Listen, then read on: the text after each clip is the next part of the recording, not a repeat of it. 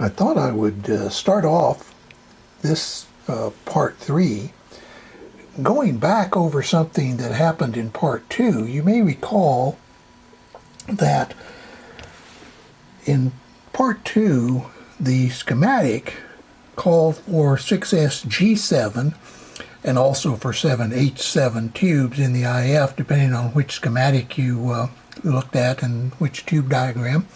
But nonetheless 6SG7s.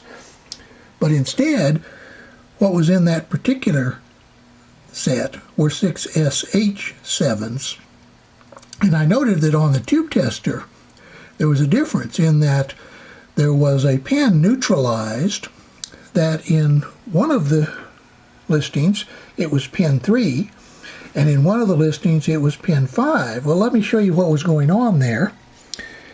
Here you see that pin 3 is connected to the cathode on one end and pin 5 on the other. So essentially 3 and 5 are shorted together by the cathode material.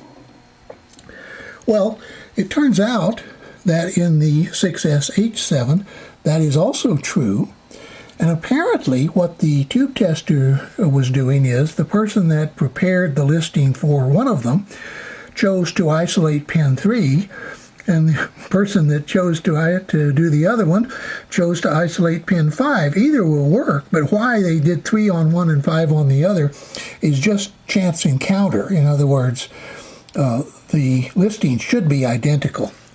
And it turns out that when I go to the substitution guidebook that was published by Howard W. Sams in, I think, 1970, they say that the SG7 and the SH7 are replacements for each other, good replacements for each other, which means that they're essentially interchangeable. So anyway, at least that mystery is solved.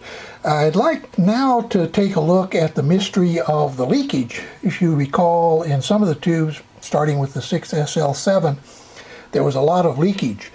So let's take a look at that and see if we can resolve why that tester was showing a lot of leakage in those tubes.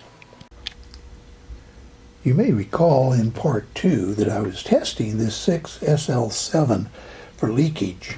I was doing it on this tester, and at the time I told you erroneously that this tester and the one that I bought back in 1959 were the same. They're not actually. This is a model TE15. This is a model TE50A. One of the differences you can tell right away, this one has some of the newer tube sockets, for example, the tube sockets that will hold compactrons. This one only had 4 of the larger tube sockets and then a small Nuvistor socket here. Obviously, this one has more switches, has 12 switches. This one only has 10, and so on. But basically, when looking at the circuit looks basically the same. But I do notice one important difference between these two. The leakage test on this one is extremely sensitive. I'm not sure what it is, but it seems to me like it's maybe 10 megohm or more. Well, the problem with that is almost every tube shows leakage on this tester. So I thought what I might do is show you on this tester the leakage of that 6SL7. So I'm going to turn it on, and so that you'll know that it's reached its operating temperature, I'm going to first test it in the quality position, and I will try to show it from up here where you'll be able to see the leakage indicator pretty easily. It's pin 1, pin 2, pin 3, pin 4, pin 5, pin 6, and pin 8. And you see there you start getting the leakage indicator, which is just showing that the filament has continuity because pin 8 is the other side of the filament. So the basic point I'm making is that on this tester, the same tube showed leakage on about 4 or 5 pins, whereas on this tester it showed leakage on no pins. So the second thing I'm going to do, I brought my B&K 650 out here, And the reason I did that is I'd like to test this 6SL7 on this to see if it shows excessive leakage or shorts. So let me set that up. I've set up the 6SL7 in socket 64 as the manual indicates. Here is the readings. 6SL7, socket or filament voltage 6, socket 64, and the sensitivity of 85. But notice the note down here, it says too good if reads 1200. So in other words, we note that there's no shorts. This has been warming up for about a minute. Then we'll go to the test position, and you see it just reads a little past 1200, about 1250. So this tube barely tests good, but it is a good 6SL7. But the important thing is there's no shorts shown and no grid emission indicated. So I rather suspect that this older Lafayette tester is actually better or more reliable on leakage than this one, because the trouble with this one is it shows almost every tube to have leakage, and a lot of them I know work perfectly well. So I suspect the leakage circuit in this tester is a little bit deficient, maybe overly sensitive. Okay, let's move on to something else. The next thing that I want to do is begin to check out the power supply circuitry. I've removed the 5U4, as you remember, so there should be no B+ supplied anywhere, including the voltage regulator. Part of what I'm really testing is that the transformer produces the right amount of voltage, high voltage, for the rectifier, that the tube filaments all work and light up, and that's one reason why I wanted to test the tube before I did this test. Some people replace capacitors before they do this kind of a test, because some of the capacitors, like this filter capacitor here, are a pretty heavy load. But as long as the rectifier is removed, these have no voltage applied to them. So even if they're shorted, there is no real issue. So the only thing that should cause excess current is something in the filament strings, or some kind of a dead short on the transformer secondary, or a bad transformer primary, a shorted transformer primary. Now, one of the issues is these little capacitors, these 0.01 capacitors, are put in there to bypass the AC line.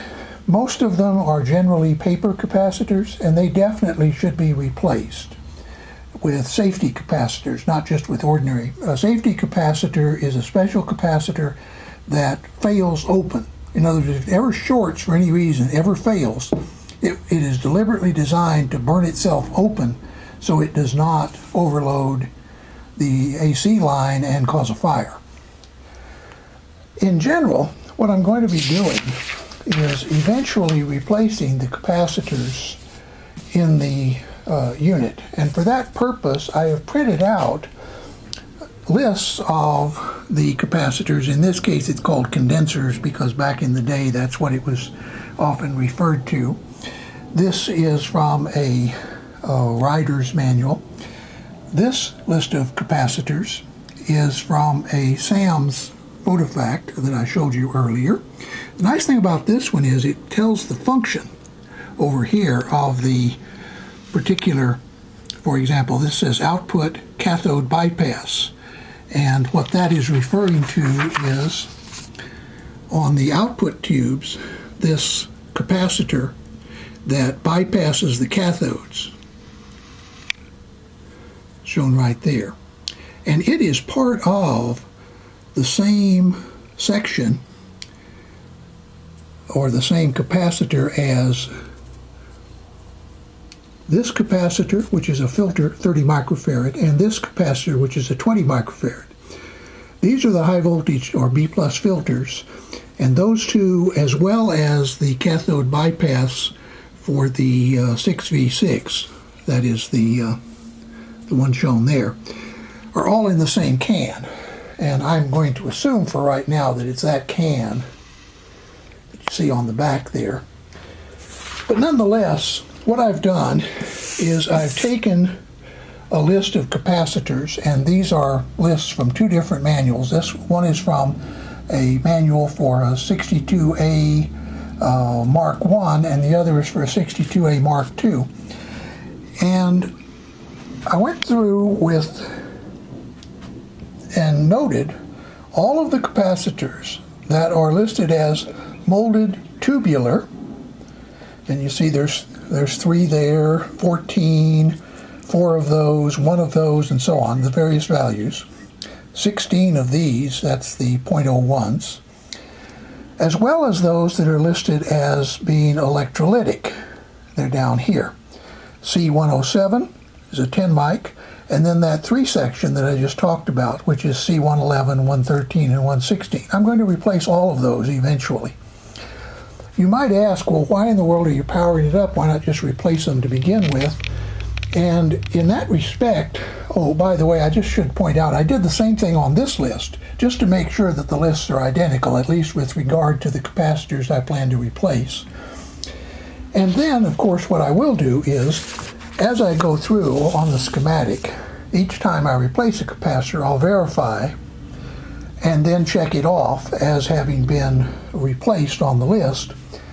But what this does is allow me to check my stock to make sure I have everything to finish this restoration. I was about to digress to talk about my philosophy on these restorations. Now, some people don't restore for operation. They restore for looks. And often they don't even care whether the radio works. In that case, they're very concerned with having everything original.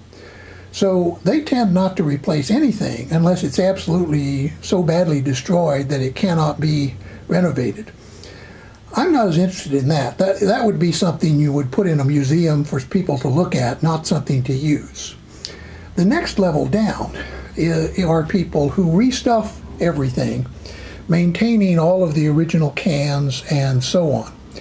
With regard to cans, I do restuff, but I don't restuff the tubular capacitors underneath. Let me show you what those look like. Underneath the chassis, you see down here in the corner some examples of what I'm talking about. These, the so-called bumblebee capacitors, that is the ones with these stripes on them like this, they look rather colorful. Those are the molded tubular. And generally they have a paper insulator which deteriorates over time. This one here is an electrolytic, and once again it often deteriorates with time. Let me see if I can rotate it so you can see the value. That's a 100 microfarad 25 volt or 25 DC, which means 25 volt capacitor. That may not even be an original as it is, but all of those I do plan to replace, but I do not plan to restuff them. For one thing, it's almost impossible to restuff these molded tubulars without destroying them. You can cut them open with a fine saw. Sometimes you can use a thin wire, hot wire saw, but it's a lot of trouble, and I don't like to go that route.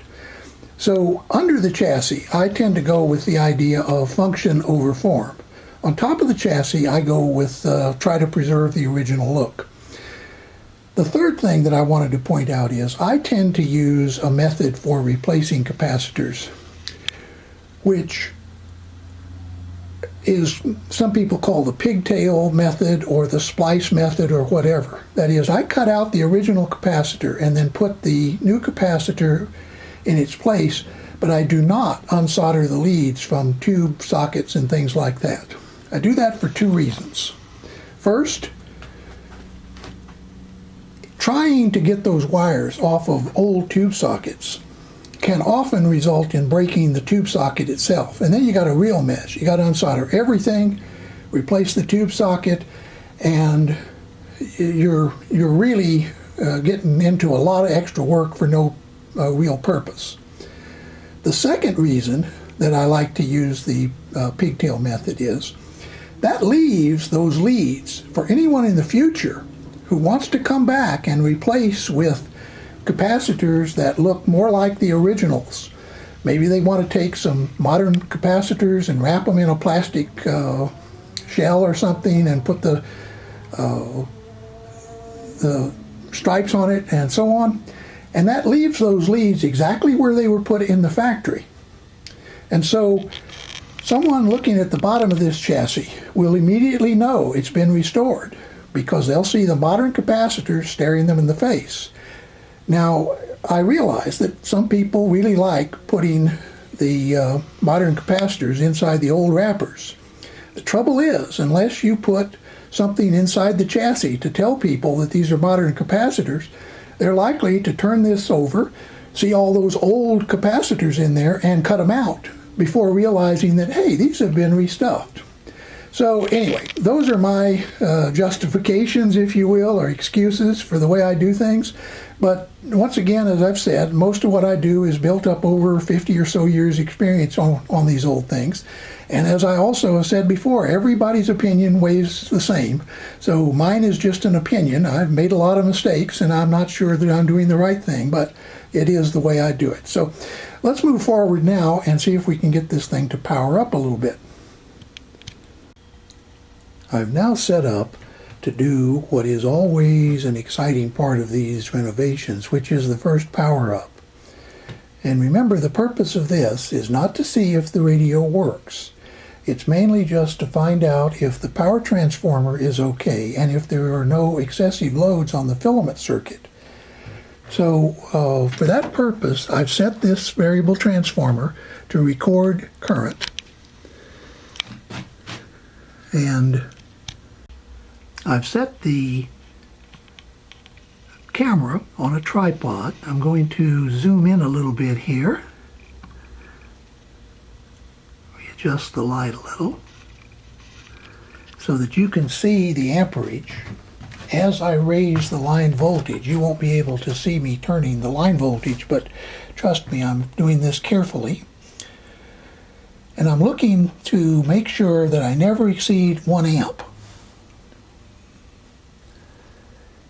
And it's looking okay. Now I'm going to switch to AC volts to test where I am. I'm at about 50 volts. Now we'll go up some more.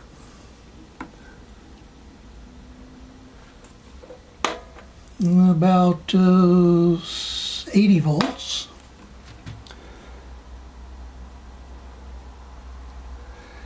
It's looking okay, so I'm going to switch to this and go to 110 volts, which is about a little low for the day, but not out of line. And you see we're reading less than 1 amp. So now we'll go all the way to 120 volts, which is right there. Now, the amperage is still less than 1 amp. And on the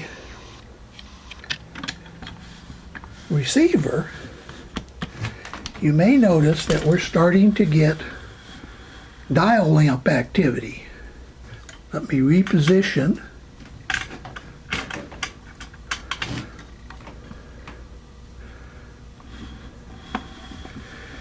And you see the dial is lighted at the top of the highest level. Now I'm going to go through the band switch one at a time, and they should move down. That one does. They get a little brighter, probably because it's coming more directly into the camera.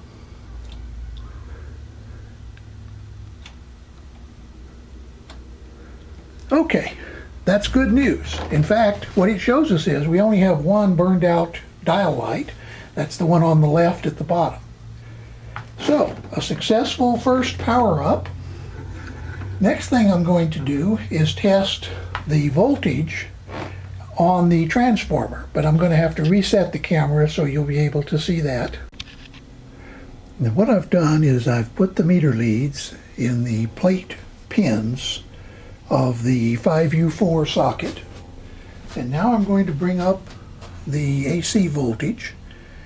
And you notice it's coming up. That's about 350 volts. And we'll go all the way to 120 line volts. And we're reading, that's on the 1000 volt scale. So it's reading about almost 600 volts. 1000 volts is over here, and it's reading about 600 total volts. Let's zoom in. You can see that maybe a little better there. And you may notice that the dial lamps have come up to fairly bright status, and that's 100 with 120 volts AC line. So, making very good progress.